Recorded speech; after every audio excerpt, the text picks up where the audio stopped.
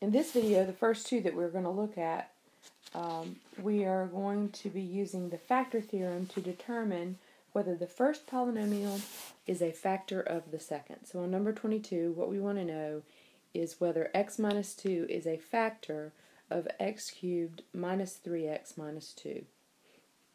The factor theorem tells us that the only way a factor is a factor of a polynomial is if when we substitute its 0, so remember the 0 of x minus 2 would be 2, into the function equals 0.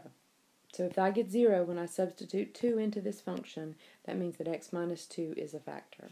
So I'm going to write 2 cubed, and I can do this without parentheses because the 2 is positive. So this is minus 3 times 2 minus 2. So then we have 2 cubed is 8, minus 6, minus 2, and clearly 8 minus 6 is 2. So 2 minus 2 is 0, so yes. So we should write our conclusion. X minus 2 is a factor because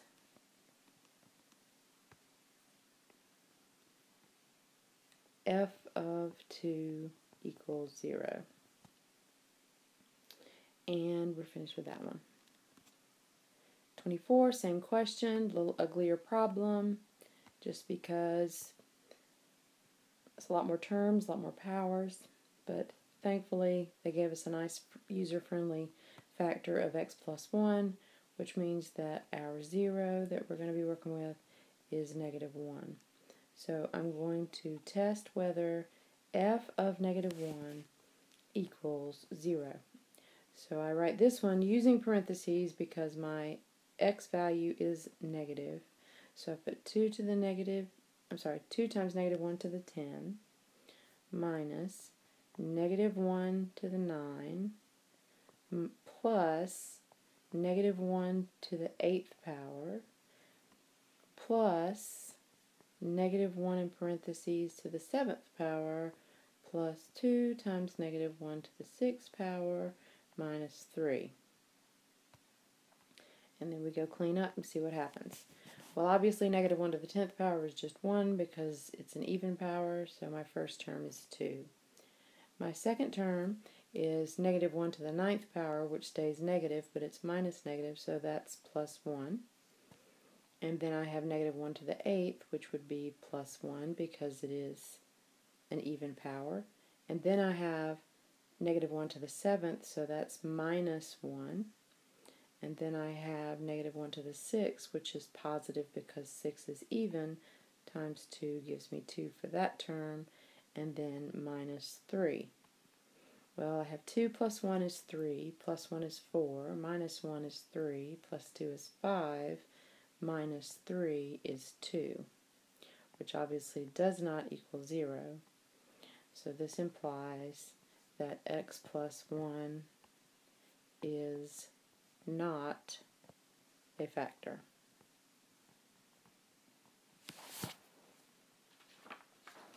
One more for this video, and this one's a little bit different set of directions here. And the directions here say use the graph to guess possible linear factors of f of x and then completely factor using synthetic division. Now this is a very powerful technique and one of the most important things you can learn and take long term from this lesson that we're in. In fact, this is, if I had to list the big 10 of this course, this would be one of them. This is how you're going to factor cubics from now on, if no one's ever taught you this before. So here we go. So this is a no calculator question, but they gave this graph to you to work from. So what you want to notice is that in the graph we have a value here and a value here that hit at integer values. And the one on the left appears to be at negative 2, and the one on the right appears to be at 3. So those are the two numbers we're going to use in our synthetic division process. So let's start with 3, just because.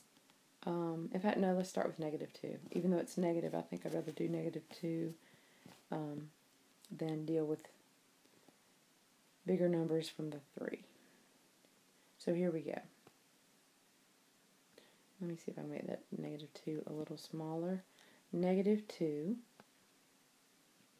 And we bring the 5 in as the leading coefficient, and 1 less is a square term, -12. 1 less is a linear term, -23. And then our constant term, no zeros needed for this one. Put my bar. So I do a little better with that bar. I think I need to clean my screen. Alright, so we're going to bring the leading coefficient down, multiply down. -2 times 5 is -10, which would give us -22. And then -2 times -22 is +44. And since the signs are different when we add, we're really subtracting, and we get 21.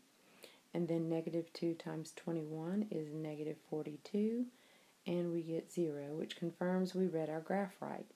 Now what this tells us is that, and this is what I expect to see on your work. Now pay close attention to this example, because if you understand what I'm doing here, you realize how powerful what we're doing is. Alright, so f of x was given as this cubic polynomial from the top. Well, now we know, because -2 is one of its zeros, that x plus 2 is a factor. And since we started with a cubic, we can interpret 5, -22, and 21 as coefficients of a squared term, or a squared polynomial. So this is 5x squared minus 22x plus 21. Now, that's a quadratic, and you could factor that one the same way we always have, but I would like for you, for this lesson in particular, to factor all your quadratics the way I'm about to show you.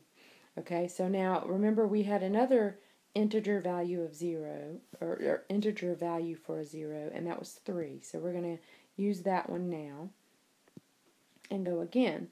But notice when I go this second time, I don't go back to the original, I go back to the 5x squared minus 22 plus 1. So I'm just going to use 5, -22, and 21.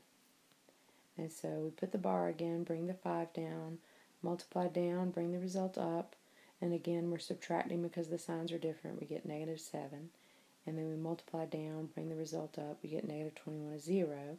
So now we are ready to confirm, sorry about that, that our polynomial is, and we bring down the x plus 2 as the first factor we took out, and we just divided by x minus 3, so that's our next factor, and we interpret what we just got from this last one. Since we were dividing a linear into a quadratic, we're getting a linear result here of 5x minus 7. So we just factored our first polynomial using synthetic division. And that's the end of this video.